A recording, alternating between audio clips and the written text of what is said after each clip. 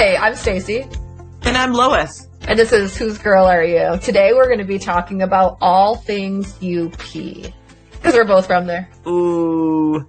Home sweet home. Home sweet home. You know what made me think of it is I had someone come up to me in church a couple weeks ago and say, "Hey, Stace, you know what the word pank means?" Of course. I said, "Of course I do." And I think he's from up there.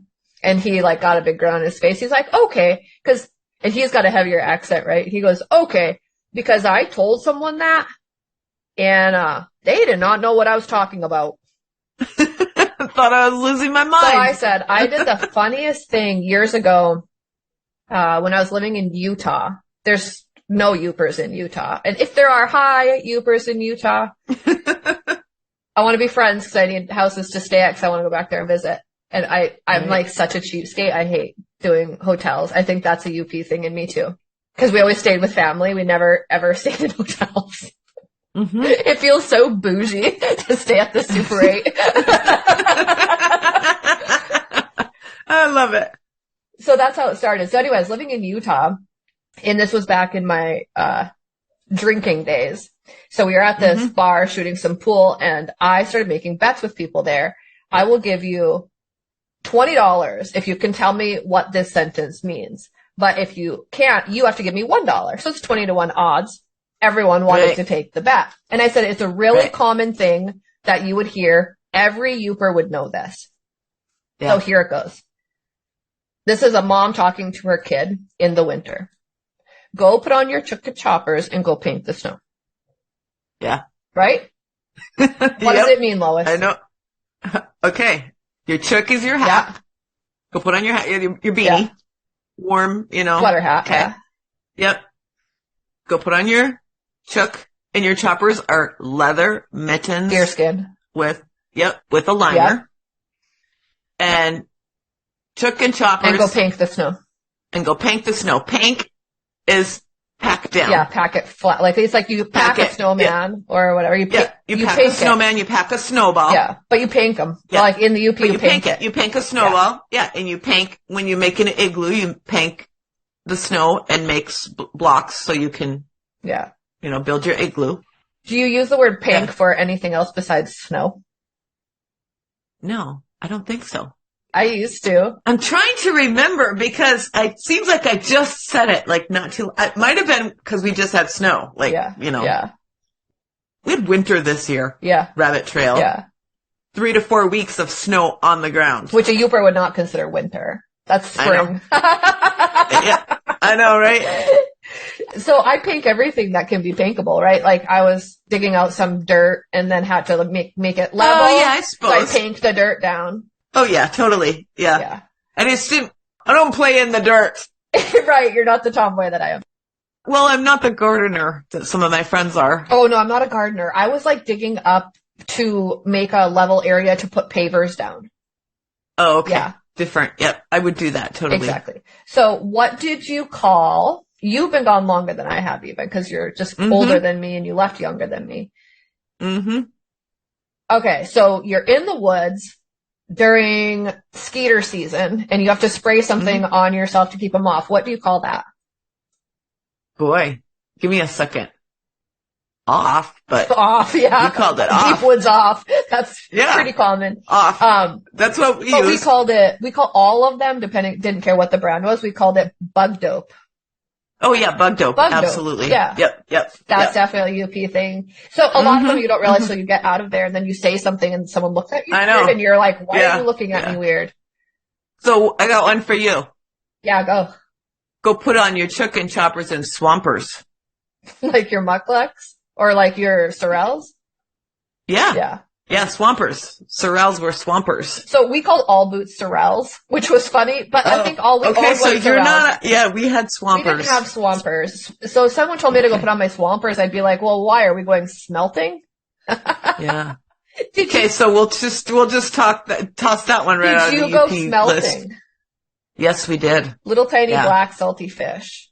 You catch them just by the net loads when they ran. Bucket loads. Oh, yeah. They were so good. Did you guys deep fry them? How did you cook them? Fried them. Yeah. Breaded and fried. it was so fun because you went at night. Did you go at night, smelting at night? Yeah. So fun. Everyone's running around in these like waders. Yeah. That's what I thought when you said swampers. I thought you meant waders, like all the way up. Yeah. Oh yeah. Just such a good time. Chest waders. Yeah, chest waders. And it was the most fun fishing. So these fish ran in, what was it, spring? I'm assuming it was spring. I don't even know what season it was. Yeah, I think it was spring. We'd go to Coles Creek and yeah, you too? Go to Coles Creek. No, we didn't go to Coles Creek. We went to Sturgeon River. They'd run from the creek right into the canal. And so you're basically getting them before they get into the canal. Right. Yeah. So, you had a net or bucket loads. A 5-gallon bucket. 5-gallon bucket. Yeah. You'd put some water in it so that your fish all just stayed alive or whatever. Stayed alive till you got to home. Go clean them. Yeah. Yeah, till you got home to clean them. But just scoop them out of the river just by the net load. Yeah. It was crazy cool. Okay, here's another thing. What kind of berries did you pick up there? Blueberries. Strawberries. Yeah. Strawberries. No, strawberries. So wild. We picked wild blueberries. My dad was a huge wild blueberry fan. Berga Plains. So when I need to put these stories flip-flopped. When I was younger, my first job was picking strawberries. UP Chassel has a strawberry festival. Mm-hmm. That's the town I grew up in. That was our summer festival, was Strawberry Festival. Yeah. And they would have a teenager with a driver's license go around and pick up young kids to pick berries. They did a circle every morning and they did a route and if you got to pick berries at these strawberry farms, it was a privilege. So I had an aunt that had a sister that owned a big strawberry farm. Oh yeah. So I remember our moms waking us up at the crack of dawn. I'm talking. Oh yeah. The sun hasn't come up over the horizon yet. You got picked up before it was still dark when you got picked up. We got dragged out into the fields super early in the morning and cause we'd pick until it got too hot. Yeah. So we'd pick a ton. Then you know what they'd do? Then they would drop us off, kids, on the side of the road with a table. Yep. And you got to sell them. And we sold them to strangers on the side of the highway. Yes, of course. We were not that old. Like, no. I don't know, 10 years old, couple 10-year-olds sitting there with a cash box. With the money, the cash box. With a cash box and a bunch of all berries. The berries and a bunch of strangers. And they would swing by once in a while and be like, you guys out yet? We'd be like, no, we're only about half out. They're like, all right, we'll come back in about an hour. No cell phones to be seen, right? No cell phones. And they just kind of periodically come by and then they'd be like. They gave you a shelter though, so you didn't get like no, they did not. The sun. You didn't have a pop-up? No. Of some kind? No, we had like a card table. I was like, well, at least they gave you something out of the sun. Oh, funny. So where was that? On Quincy Hill. Oh boy. Like the main drag between Hancock and Calumet. Yeah. That's where we sold. I mean, I don't know, but we made money, but I don't. We had 41 running right through Chassel, so we had the same thing in Chassel. I didn't ever sell them because I didn't have family in the strawberry business. Right. I just worked for, other people. Klingville had a ton of strawberry farms. Yeah. I don't even know where it was that we picked. All I know is, you're a kid. They're like, get in the car. And then they're like, get in the field. And then they're like, sit down on this side of the road. And you're just like, okay. Like you're just like, I don't know. You just did what you did. You knew that you'd be able to get candy and stuff after. Like, you'd have some change in your pocket. So, and back then we had a store in Hancock called West End. Yeah. Actually, it was called Hayward's West End Grocery. Place was sketch. But we didn't care as kids, right? And they had a huge thing of all the penny candies on bottom, then nickel candies, then dime candies, then quarter candies, then, you know what I mean? And so you could... Where was this? Where was this store? So this was like, if you were coming around the loop in Hancock, getting ready to like go up Quincy Hill, that big Santori's corner, that sharp corner right there. Yep. If you don't take the corner and you went straight, it's just down there a couple blocks on the right. Okay. So like my aunt lived in that neighborhood a couple blocks away from that store, and I spent a lot of time with her daughter. So we would ride down there. Here's the other fun fact about that. Her mom, we were 7, 8 years old. she was probably 7, I was probably 8. We would ride our bikes all over the place, right? It really was the do whatever you want and come home when the streetlights come on. Mm-hmm. And there was a lot of parks in the area that all the kids would meet up. We'd play tag and different things that we wanted to play. And then we'd go to Hayward's a lot. Her mom would send us with a note to Hayward's with money to get her cigarettes. Yeah. And they sold them to us. It was just, we'd hand the note and the $5 or whatever it was and get the 2 packs of cigarettes or 3 packs because it was cheap back then. And, bike them back to the house. And so funny because like there's no way. It's a whole different world. Yeah. It's like I grew up on a different planet. Yeah. And I'm not that old. I'm not even 50. Yeah. So that was good times. So berries, back to berries. Yeah, berries. My dad was a blueberry fan. So I grew up picking strawberries as a young, 12, 10. I want to say 12 is when we started, but maybe somewhere around that age. But my dad loved wild blueberries, and he drug anybody and everybody out to Berga Plains to pick blueberries. He went out there all the time. He was always checking on the berries to see how they were, are there going to be a lot this year? Long before the berry season where they were ripe, he was out checking how many were there? Right. And then how are they ripening? And are they ripe yet? And we need to go out and pick now because they're ripe and they're ready. And there are a lot of wild blueberries out there. There's a lot of wild berries. And then you threw them in the freezer. He would pick bucket loads and give them away because, he was living by himself. He had a few, couple of bags in the freezer was enough for him for a season. Oh, we always had fresh strawberries, frozen, and blueberries, and freezer jam out of strawberries. Yes. Oh, remember freezer jam? Love it. So I am totally spoiled because of freezer jam. Yeah. Do you like bought strawberry jam? No, but I also don't like to make jam, so I just eat it because that's what I got. I can't even eat it. It's just you know what? I figured out why I don't like cooked strawberry jam. You know what it smells like? What? I'm sorry. You know what it tastes like? It tastes like something you've smelled before. It smells like a strawberry field in the sun when there are overripe strawberries in it. Yeah. I don't think I can even have freezer jam anymore. The freezer jam, we used to put it on ice cream, everything. Oh, yeah. So good. I actually developed an allergy to strawberries. My theory is I ate so much of them. Okay. Because even picking 2 in the bucket, 1 in the mouth, that's how I picked strawberries. So raw. You can't eat raw strawberries. I can't. Raw strawberries I cannot eat. I have an allergic reaction. Now, cooked strawberries I can. So I can't actually have freezer jam anymore. So you're stuck with cooked jam. Yeah, it's the best I got. I think that taste, though, of cooked strawberry jam is the strawberry field when there are overripe berries in it. Which maybe it tastes to me like overripe berries. Now I'm going to think of that next time I have it, and then I'll let you know, because I'm not sure. I just ruined cooked jam. No, but even you talking about the smell of an overripe strawberry field doesn't turn me off. Yeah, it's cooked. You can smell the berries cooking in the sun. I am sitting in New Hampshire in March with 30 inches of snow on my back porch, and so an overripe strawberry field beating in the sun just sounds like pretty delightful. Yeah. But I'm just saying, it's like you can smell the berries cooking in the sun. Sure. That's the flavor of it. All right. I said overripe, but it's actually cooking. They're just cooking in the sun. Yeah. No, sure. Yeah. But thimbleberries was another big one. They weren't as easy to find. They weren't as plentiful. And if you knew where they were, my mom was like, do not tell anyone where these are. Yeah. They grew wild. Yep. They're very fragile berry. Mm-hmm. But we used to go pick and very tart. Very tart. My mom loved them.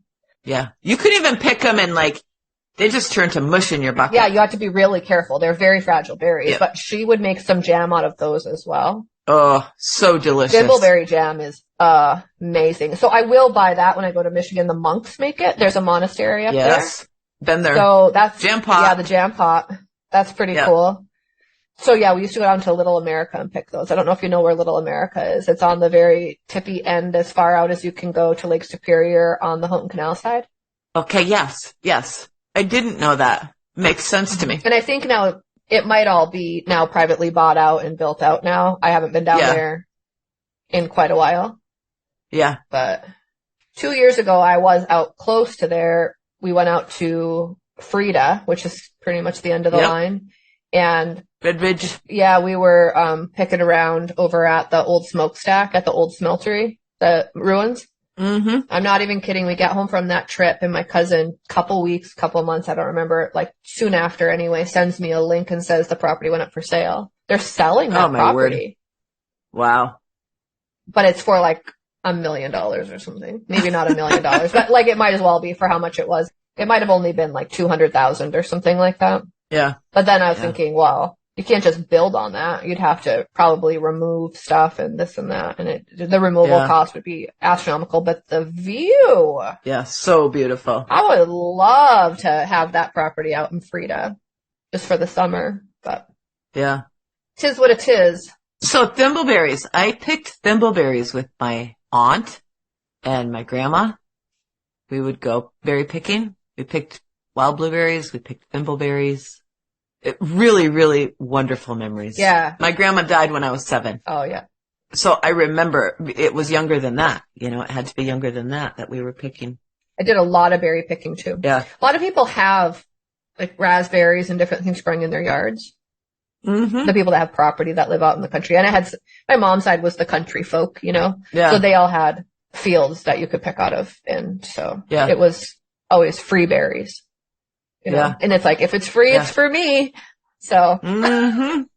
That's right. So that was fun. Here's another throwback that we used to use a lot. So I don't know if this is all things UP or if this is like Stacey's childhood. Which is UP. The burn barrel. Oh yeah, totally. What's the burn barrel for? That is for getting rid of paper, cardboard, trash that is burnable. That burns. Right. So there was like the compost bucket, which was typically like a Blue Bunny ice cream pail. Yep. Under the sink. Yep. That's where you put all your compostable stuff because you have all of these berry gardens and stuff you need to keep fertilized. And you need compost. Yeah. So you put that under there and basically everything else went in the burn barrel. Yeah. If it wasn't repurposable for some reason. There was a dump pile too. Because there were some things that did not burn. Yeah, that was typically just in the woods a ways away where you couldn't see it. Yeah. My grandparents. Whew. And you cleared it out once ever. Well, maybe. Unless you were my grandparents, then you just never did. You had your own personal dump. If you had property, yeah. Yeah. We had an actual dump pile and it was once a year or, I don't know, every spring and fall. I was so young at that point. They'd haul it out. Yeah. Yeah, we left that farm when I was 12 or something. So it occasionally was go take a dump run, boys. Right. The dump pile's getting out of control. Right. Maybe I had some hoarding tendencies in my family because I have this really vivid memory of sitting on my grandpa's lap on his tractor driving out on the bush road to the dump, which was their personal dump for their house. Yeah. And because I wanted to see the bears. Oh, absolutely. Because there was a lot of times bears at the dump. Yeah. And I remember seeing the bears at the dump sitting on the tractor with grandpa. And I think like, is that safe? Now that I'm an adult, I was like, is that safe? Did he have a gun? I don't know. Like I just trusted him and got to. They're more scared of you than you are of them. Yeah. But when because there was so many bear around where my grandparents lived, because they lived in a house now with no running water or electricity. They had a little windmill. Oh my word. They had kerosene lamps, so the house smelled like kerosene. And then they had their sauna was connected to and let's talk saunas. Their sauna was connected to their house. And so it had the cast iron like hand pump in the sauna. So you'd pump water to there and bring it to the kitchen and boil it and then put it in the sink to wash the dishes. And so they had drainage, right? Yeah. And then cooked on the wood stove and she had a ringer washer. Where did they live? Out on the Houghton Canal. On North Superior all the way out, like before you start getting to. Yeah. Yeah. And it was a 1 mile road into the middle of the woods. They had a pig farm. Okay. And they had the dump. They had the little windmill. I'm not sure what that even meant. They had the best sledding hill in the county. Mm-hmm. And so what we'd do as kids is we'd all go to Grandma and Grandpa's to go sledding. Mm-hmm. And there was always snowmobiles. Yeah. Snow machines, snowmobile. I don't know what you call them. Yeah. We called them snow machines when we were up there. Yeah, I think they called them snow machines. I think adopted snowmobile after a while because people are like, what do you mean snow machine? Yeah. Make snow? No. Dummy. Yeah. No, dummy. So it was so fun though, because we would sled and this hill just went on and on and on. I think it was actually a logging road that just went down from the back of their property. And then there was a big long rope on the end of the snow machine and you'd grab onto it and they'd pull the sleds up. You'd stay in the sled and you'd get pulled back up the hill on that. So it was like a ride the other direction. Yeah. Great fun. I have pictures of my mom, my grandma, everyone sledding. Like we all did. Yeah. So that was that. So the dumps and stuff like that. I don't know. I feel like there was a ruggedness in the family. Yeah. To be able to live like that. I spent nights out there. I remember being a little freaked out. Yeah. Little freaked out. Because it just was so quiet there because there was no power. Yeah. And it was in the middle of the woods and whatever. But I also remember feeling safe. Mm-hmm. So whatever. Yeah, fascinating. Good memories. They ended up selling the place and moving a little bit closer and living in a trailer or whatever. It was kind of sad when they sold it. Everyone was a little sad when they sold it, but we understood they were getting up in age. They weren't going to be doing the pig farming anymore. To maintain that kind of property and lifestyle takes some energy. Youth and vigor. Yeah. So they had gotten their time out of the place and they literally built it by hand, everything. They even had rain barrels to catch the rain, to water the stuff. They had the incubator with this big dome plastic lid on it so you could watch all the baby chicks hatch because they would also oh my hatch word chicks. So that was always a lot of fun. But then they had these mean roosters. So yes, she usually didn't have them for too long because if they were too mean, she'd be like, guess what we're having for supper? But mean rooster. Yeah. Because they would. So they didn't have mean girls. They had mean roosters. The boys were the boys. Yeah. I mean, you'd see them and you'd be like, ready, go. And you'd run, right? Because you like needed to get or whatever and jump up before that rooster came try to peck at your legs. Mm-hmm. So, yeah. Crazy. That was my childhood. Yeah. Oh, that's so funny. That's so awesome. Someone was like, so did you know you were poor? I'm like, no. No. I didn't. And we weren't poor. We were rich. We had so many experiences. And, the family and the church family and the connection and the fellowship and the friendship and the clothes and food were highly overrated. No, not food. We were never starving. I never remember going hungry a day in my life. No. I mean, we might have eaten a lot of venison and free berries, but hey, it was good. But because my dad didn't even hunt, but my uncles really liked to hunt. Yeah. And so you can only eat so much venison per family per year. And so we always got venison from my mom's brother. So I grew up eating a lot of venison roasts and whatever. Yeah. I liked it. Yeah. I never had a problem with it. My mom was a good enough cook. I think I couldn't even tell the difference if she was making beef or venison. Right.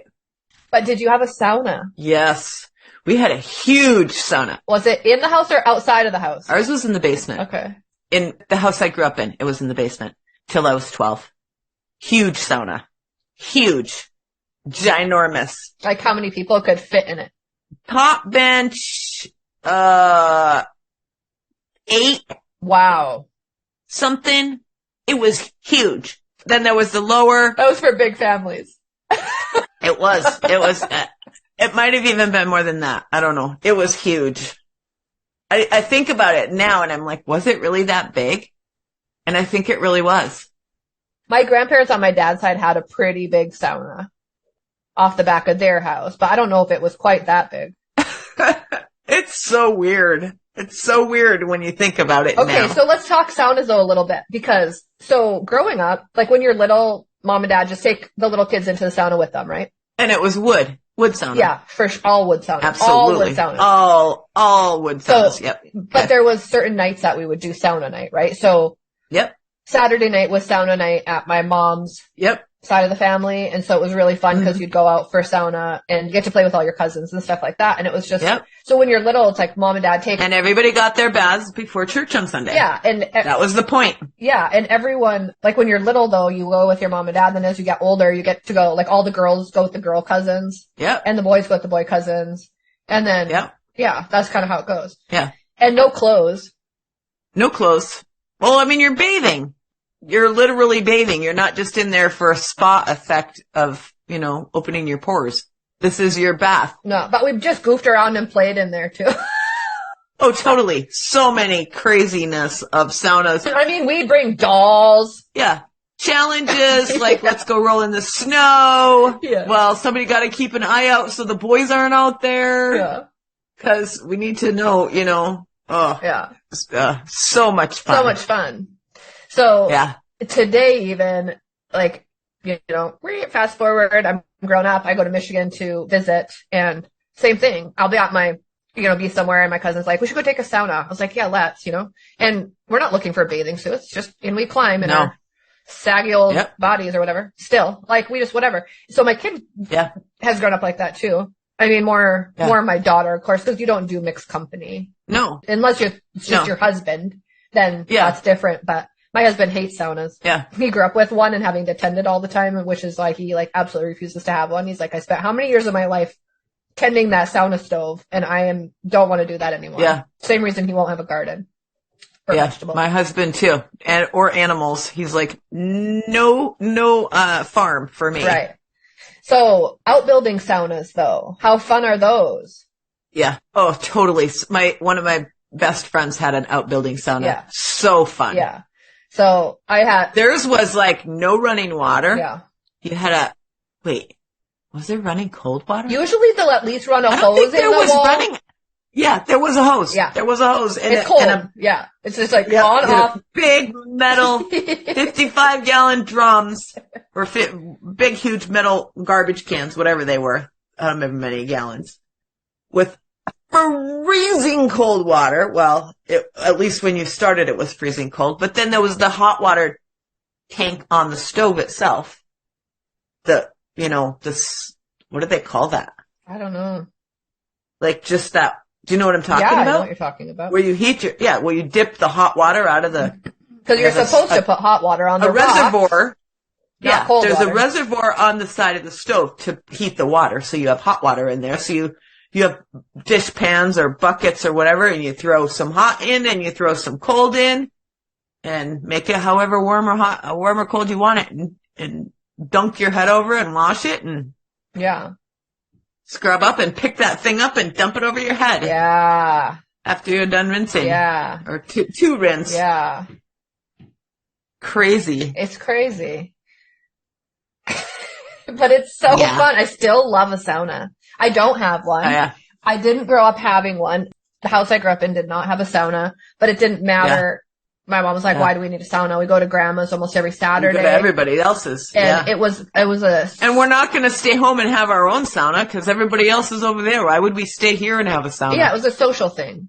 Right? Yeah. And I think I miss that socialness of it, right? Some people are still decent about it, but I don't have a sauna, so I can't have sauna night. I think if I had a sauna, I would probably try to do sauna night. Have sauna night and invent. Yeah. But the funniest thing when people aren't raised around it, because Yoopers, even if you're not a Finn, if you're a Yooper, you're familiar with the whole sauna and the customs of the sauna and like whatever. Yeah. We even like running out of the sauna and jumping in the lake, which is ice cold, like too early in the season, especially, but then right back in the sauna. So invigorating. And come to find out now, there's all these videos and stuff about the Wim Hof method and how good it is for your health to like have that extreme cold exposure and all this. It's like, these Finlanders have been rolling around in snowbanks for years. We knew before it was cool. We just didn't coin the term or do the studies to prove the worth of it. Yeah. But that's definitely, I feel like a UP thing. Yeah. Rolling in the snow. Yeah. Jumping in the lake. Okay, here's another UP thing. Did you do this? So opening weekend of deer hunting season in November. I think it's like second week in November, if I remember correctly. Yeah. Mm-hmm. Most of the guys there was no school. Okay. There was no school on opening day of deer hunting. Right. And you could go hunting, but the girls that weekend would go to Green Bay 4 hours away to go shopping. Because we didn't have a mall. I know some people who did, but I don't think I ever did. No. I'm trying to remember. I may have gone with... We definitely did. I may have gone with other people. It wasn't a regular thing. That wasn't a regular thing for me. I heard of people who did it, but it wasn't a regular thing for me. So my family hunted, but they were not like avid hunters. Yeah. I wasn't a hunter. It wasn't looking forward to deer season, like opener for like, Yeah. it wasn't like that. Did you grow up with in our guns? family. Yes. Right. Yeah, absolutely. So we had hunter safety offered in school. Mm-hmm. So I took hunter safety in school to get your little gun permit or whatever. Yep. Cause and we were running around with guns way before I went through hunter safety. We had, of course, the family had given already the BB gun. The safety stuff. Yeah. Yes. And the BB gun came early. We were running around with more than BB guns. Yeah. I got my first BB gun. No, I know, but I'm saying BB guns were young. I was 8 when I got my first BB gun.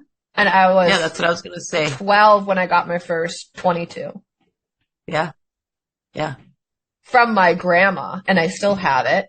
Cool. Because a bunch of the boys wanted it too. She was getting just like too shaky and whatever, because she would prop open her sliding glass. Oh, it was hers. Hers. She would. Oh my word, I didn't know it was hers. When you said from your grandma, I was thinking she bought it for you. No. So it's hers. It's really old, and I don't know where she had gotten it from, but she would prop open the sliding glass door just a couple inches, and she had a table that she'd put in front of it. She'd rest the gun on top of there, and she'd shoot squirrels. Yeah. Because those darn eating her bird seed. Squirrels eating that bird seed. And not only that, but I almost was like, are you baiting them? Because she put it where she could shoot at them, right? And she's like, yeah, those little buggers will get in the house and chew your wires. Yeah. So squirrels, in her opinion, she's like, especially those red ones. Those are the nastiest. Yeah. Make sure you shoot all of those. Gray ones aren't quite as bad. But, Yeah. So, it was her gun. It's just a single shot 22. Yeah.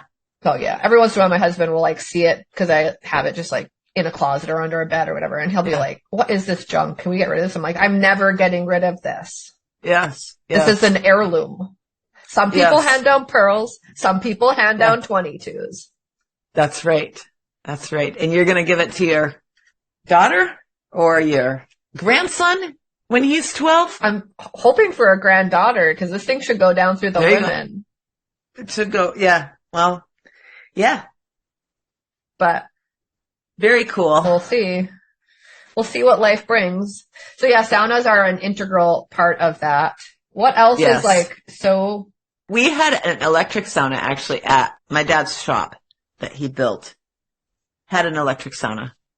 And that was just so unheard of. I don't know. I think that was the only electric, at that time when I was a child, that was the only electric sauna I knew of. It was like, whoa, this is so weird. High tech. Saunas meant wood fire. So did you guys ever, at my aunt's, I remember going to take a sauna and they were boiling sap on the sauna stove.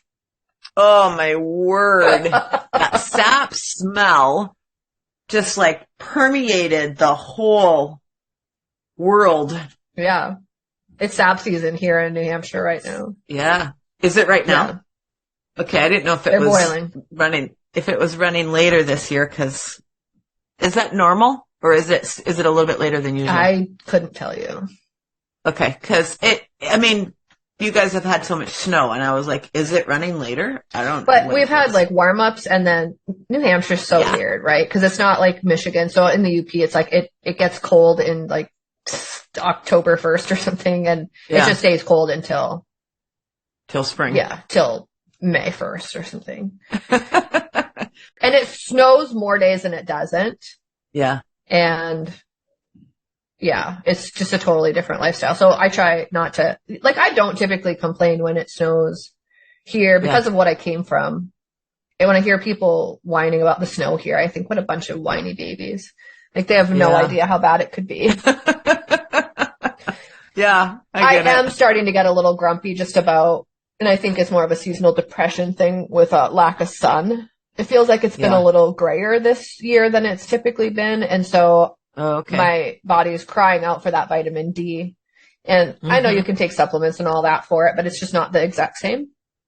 Yeah. So I'm crying out for sun. Mm-hmm. So I am starting to get a little bit grumpy about the weather, but I went out and happily shoveled. But hey, it's the middle of March. It'll come. Oh, here's a good snow one. What is a Youper scooper? It is one of those ginormous, huge, huge. I don't know what else do you call it? It's a snow scoop. I don't know. It's like, it's a curved back. Yeah.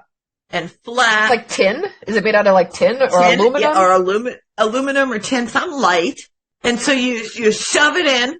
Yeah, there's a curved back, so it has almost like a pouch. But the handle goes across, like a stroller handle goes across and then down into it on both sides. And then down onto the sides. So you can put both hands on the top and push. Yeah, so it's like, not like a shovel handle. Not like you're just pushing a stick handle. Yeah. Yeah. It's like a stroller handle, sort of. And you're not. So you shove it into the snow, this big scoop. Yeah. And pull it back, and it comes back full of snow. Yeah. You rock it down a little bit. And then you just slide it. But then you can turn it around. You can turn around and you can drag that thing to wherever you want to dump that pile of snow. Yeah. Youper scooper. Youper scooper. Snow scoop. We didn't call it a youper scooper. We just called it a snow Really? scoop. We called it a youper scooper. Yeah. No, it was just a snow scoop. How about a snow rake? Snow rake. Yeah, a double-sided snow rake to like pull the snow off of your roof with a big long pole. Oh yes, with the pole. Yes. I didn't ever. We called it a roof rake. Actually, we called it a roof rake. Let's be real. Roof. It's roof. Yeah. And route and root. When I first got married, I was talking to one of my sister-in-laws and I was telling her how I never throw up. I've never thrown up as far as I can remember. And I'm wondering if it's because I don't have a gag reflex. Okay. And she was like, a gag reflex? And I was like, yeah, like a gag reflex, like, and I stuck like my finger on my mouth and went like, ugh. And she was like, yeah, a gag reflex? And I was like, that's what I said. Are you deaf? Gag. Yeah, I still every once in a while say, could you hand me that bag? Yeah.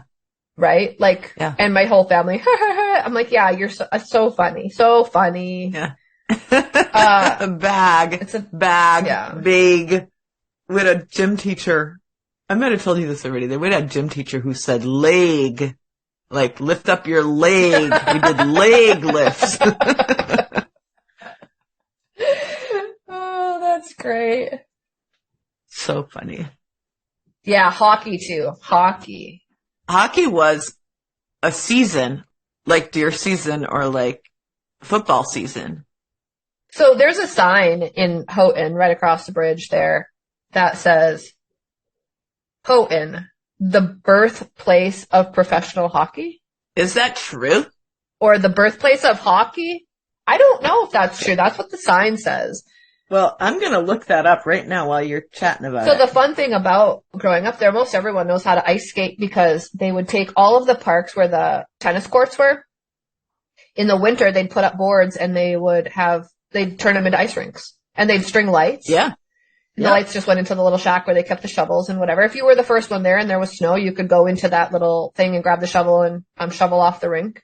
Then they had a hose to hose it down at the end of the night and shut the lights off, and anyone was allowed to use it and nobody had to pay. It's just that the community, if you were going to use it, you had to help take care of it. If it needed something, if you saw it, do it. And so walked to the ice rinks all the time and just skated. Those flooded rinks, I remember the one we had in Chassel was so cool. The feeling of that place. Yeah, it's magical.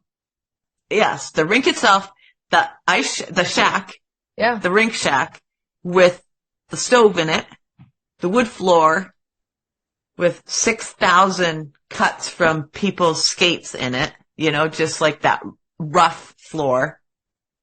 The benches on the sides where you'd sit down and tie your skates, leave your shoes or boots, leave your boots and your, like whatever, maybe a bag with extra whatever, clothes or whatever in it. Dude, I only remember going with like my skates tied together over my shoulder. Yeah. And there was benches there and you'd sit down on the bench, tuck your boots underneath, put your skates on, and that's it. Yep. You could walk with your skates right back to your boots, stick them on, tie your skates together and walk back to wherever you're going. Yeah. Yeah. Yep. But then when they were like getting that ready at the beginning of the season, when they're flooding it, like They're flooding it, and they're flooding it. It's like the ice is almost ready. It's gonna get another few more times. Oh, yeah. So cool. Such great memories. So is it the birthplace of hockey or what? So I looked it up. But before we get to that, if you went to the D on Friday night, where were you? The D Stadium? You were in Houghton? Yeah. We did a lot of roller skating there. Yes. But ice skating too, so. So D Stadium has its own Wikipedia page. Of course they do. Picture of it? Ice hockey arena. It says it's regarded as the birthplace of professional hockey. It's the 7th oldest hockey rink in the world. Indoor ice rink in the world. The D Stadium is. It says professional competition for ice hockey began around 1900 in Pennsylvania, in Michigan, and in Canada. Isn't that crazy? Mm-hmm. Hockey is to the UP like football is to the South. Yeah. Like soccer is to England. Yeah. Like football is to England, you mean? Yeah. Because they call it football. I'm not English, so I'm calling it soccer. Yeah. So what this actually says, the ice hockey Wikipedia says, professional hockey developed in the U.S. and Canada around the turn of the 20th century. Houghton, Michigan was formally considered the birthplace of professional hockey. However, recent investigations have proven otherwise. Fake news. Beginning with the establishment of the International Professional Hockey League, the first fully professional hockey league in Houghton in 1904, following conversations between James R. D. from Houghton and representatives of the Western Pennsylvania Hockey League. Crazy. 1904. That was a long time ago. That was a long time ago. So yeah, lots of cool things happened at the D. And not so cool. Yeah. So I guess we're not talking all things UP. It's like all things like Copper Country. Yeah. So the Copper Country is like or Houghton County. Like the northernmost part of. Yeah. So Keweenaw Peninsula is where we both grew up. Right. Keweenaw Peninsula is the little peninsula that juts out into Superior. Lake Superior off the top northern part of the Upper Peninsula. So what is the whole saying about Michigan, about the peninsulas? I don't know. I don't know if I've ever heard it. All I know is that this is true. Growing up there with Lake Superior right there has wrecked me for any other lake. I know.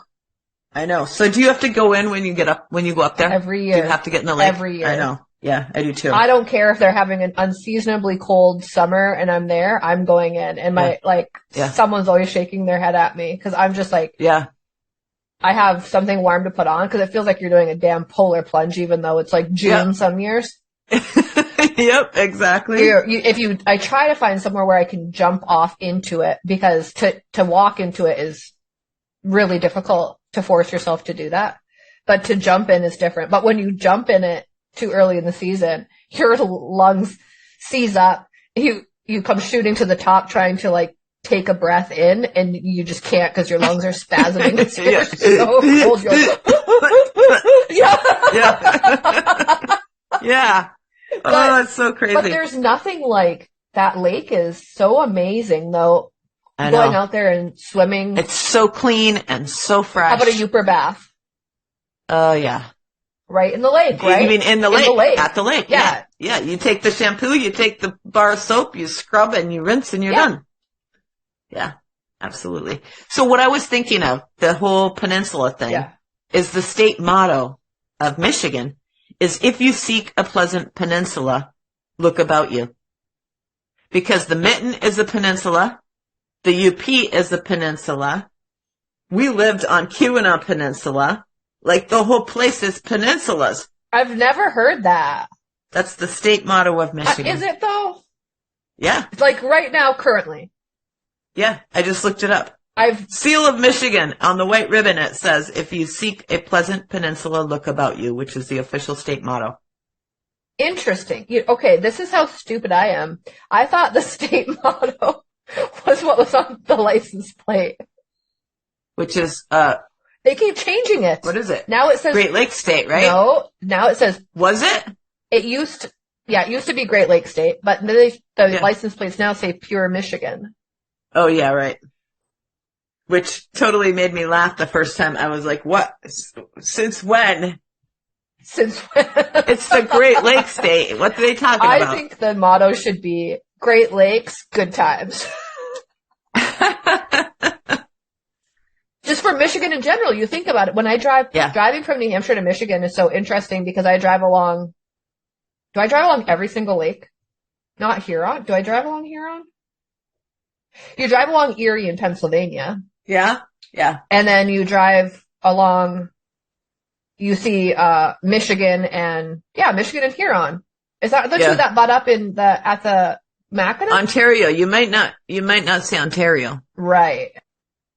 And then you drive all along Lake Michigan and then you get up and then you're on Lake Superior. So like, it's phenomenal. Yeah. Yeah. Even my friends I brought up there a couple of years ago, they're like, that place is magical. And I said, I know. And they're like, why do more people not know about it? I said, because they don't want you to know about it. Yeah. Don't tell anybody. They don't want people to know. They're honestly, the people that have lived there for a long time, I think are not very happy about these people discovering it. They have a bunch of money that are building out like camps and stuff on the lakes. Yeah. Like buying that thing out in Frida. There used to be so much free access everywhere. Even there was places where as kids we would go down this little dirt road and just pull off and park and lay out and jump in and swim and whatever. And now there's condos built there. Mm-hmm. And we would just name the places for ourselves, right? We'd just call them like whatever we'd want to call them. Yeah. Yeah. Now a lot of them are not accessible, but. My dad had a house right on Silver River in Skaney that was another magical place. The river had a bend in it, and his home was like right in the middle of that peninsula, or, where you could go down, out his front door, and the river was right there, and go out his back door, and you had to walk a little further, but the river was back there too. Yeah. So it was really cool. What's your favorite thing about the UP? To be from there? My husband says that. Good place to be from. Yeah. So I love the UP, but I would not. Yeah, I was from Chassel. So the sign in Chassel, as you're driving out of Chassel, it says Chassel, a place to believe in. And we used to say Chassel, a place to be leaving. Oh, that's funny. No, I love the UP, but there are things about the UP that drive me crazy, and I would not want to live there. Like what? The snow? I really would. The snow, for one. There's a mindset there. Not everyone has it, but a lot of people have it. And there's a spirit there that is really different. It's very unique. It's, there can be a lot of negative. Yeah. There can be a lot of looking at the bad side of things or there's a lot of alcoholism. Yeah, there is. There's a lot of depression in the winter. Yeah. So there's a dark underbelly to the magical place.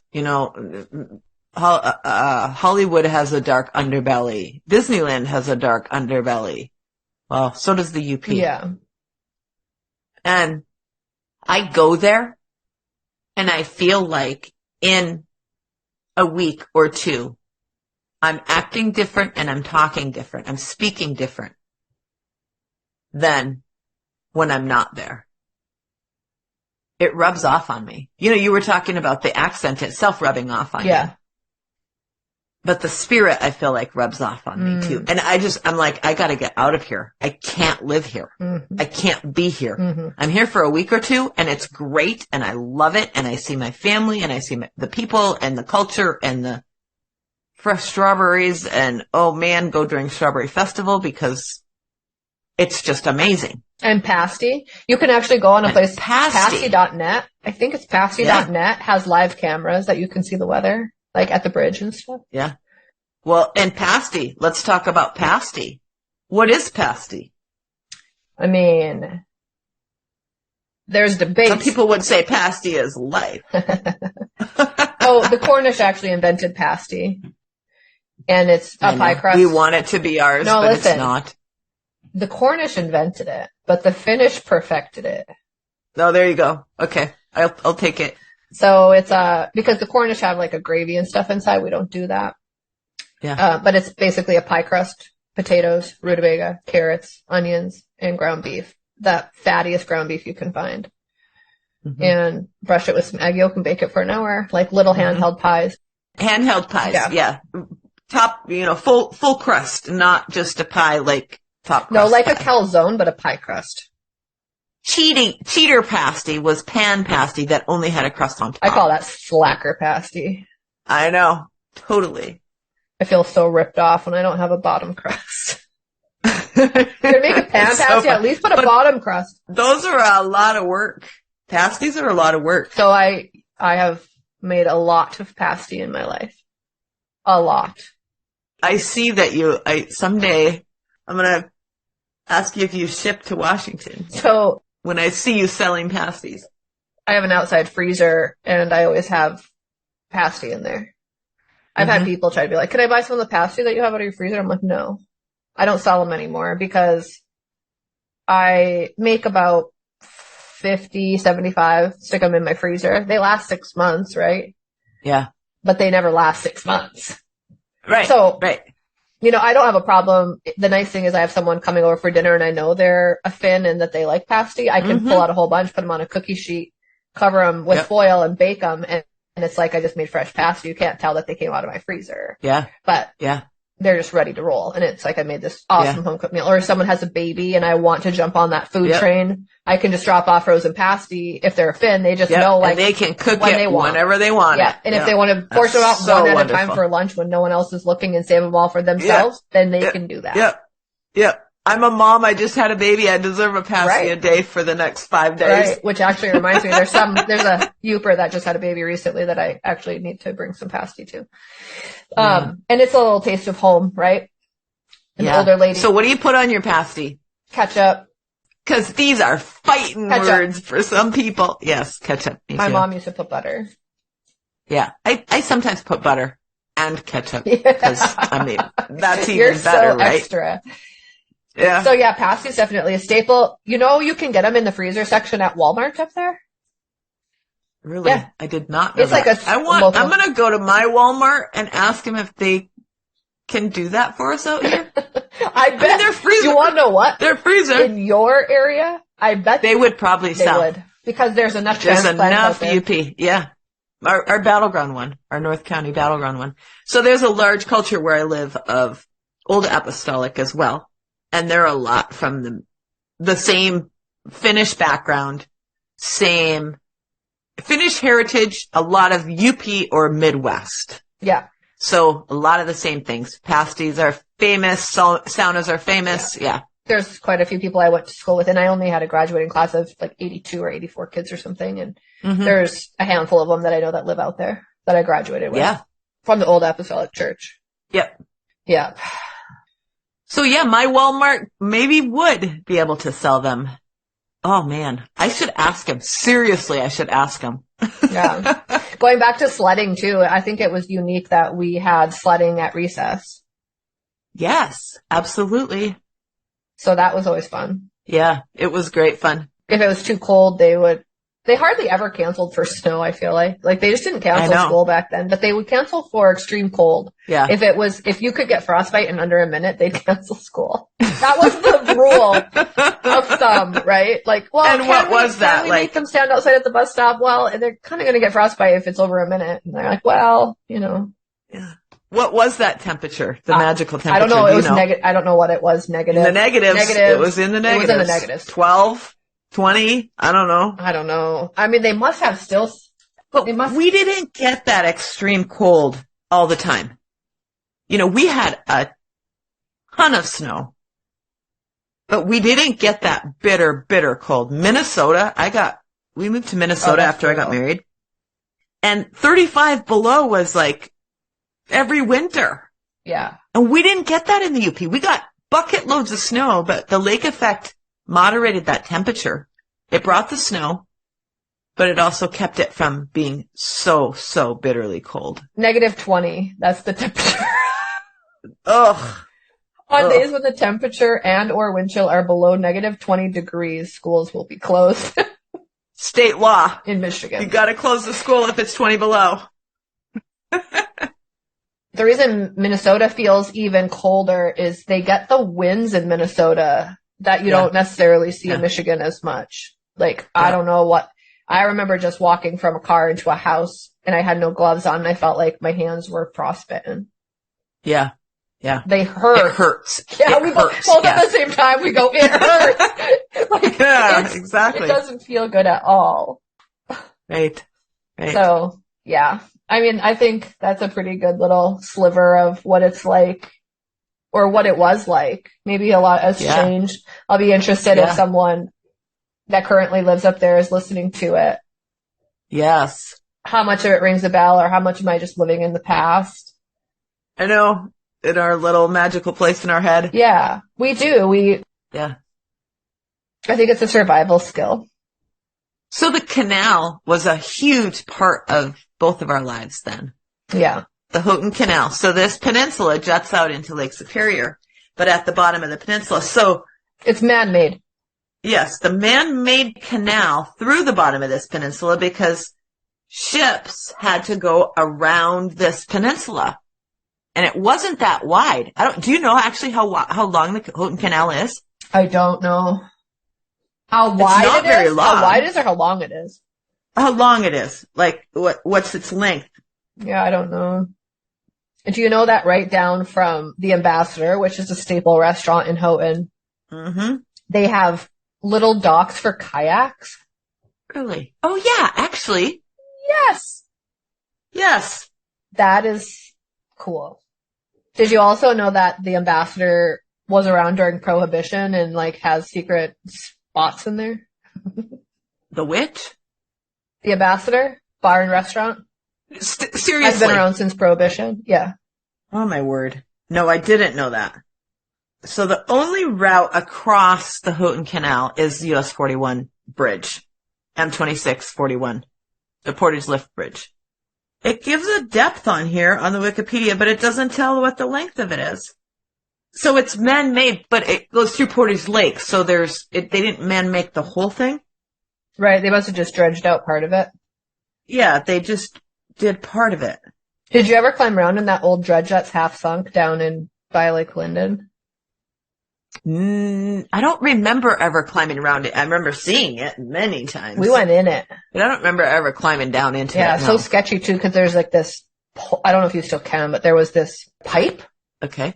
You had to balance on this pipe over the water. To get into it, yeah. Yeah. So you know what? The thing is, it's kind of interesting because you had a little bit different stomping grounds than I did. I didn't do a lot over the bridge in Hancock. What'd you do in Chassell? We just had different areas of. Yeah.